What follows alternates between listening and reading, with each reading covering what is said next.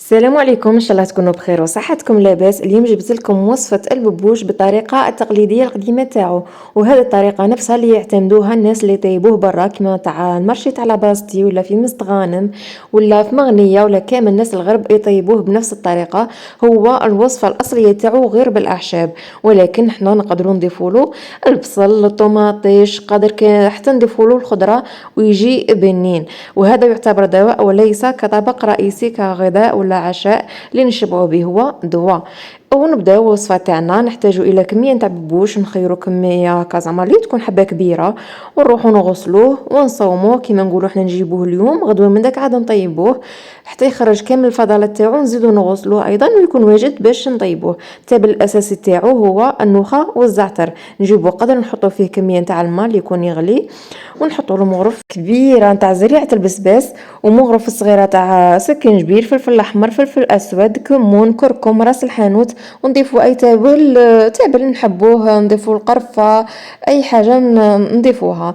المهم نضيفوا كامل التوابل تاعنا، ونحطوا ايضا مغرفه كبيره نتاع ملح في الماء هذاك اللي يكون يغلي. كميه تاع الماء تكون على حسب الكميه تاع الببوش اللي يكون عندنا، ونحطوها تغلي حتى توصل درجه الغليان. عاد نضيفوا لها الببوش تاعنا. انا لهنا غادي نعطيلكم كيفاش نضيفوه.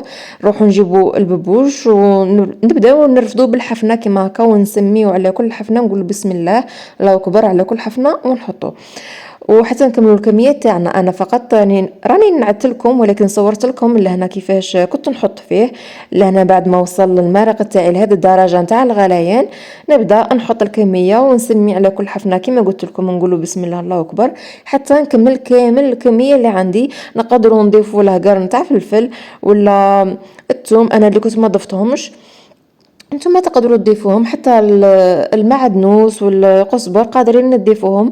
انا كنت زدت له مكعب مرق دجاج، ذوبته هكا في المرقه تاعو وزدفته له، راح يزيدنا بنا ليه. وهذه هي بابسط طريقه راح ياخذ لنا في الوقت تاع الطياب تاعو من 30 دقيقه حتى ل 45 دقيقه. من نجي نخرجوه بالكوردون من القوقعه تاعو يخرج لنا بكل سهوله. خلاص تما يكون طيب، نحوه ويكونوا تحصلنا على آلة طبق ببوش تقليدي كما كانوا يحضروا بكري جداتنا. هذه هي الطريقة الأصلية تاعو البسيطة غير بالأعشاب، وهذه هي سهلة بدون أي تعقيدات. ويا درا هذه الحبة الكبيرة قلت لكم خير الحبة الكبيرة هي البنينة. ما بقى لي غير نقول لكم مع السلامة.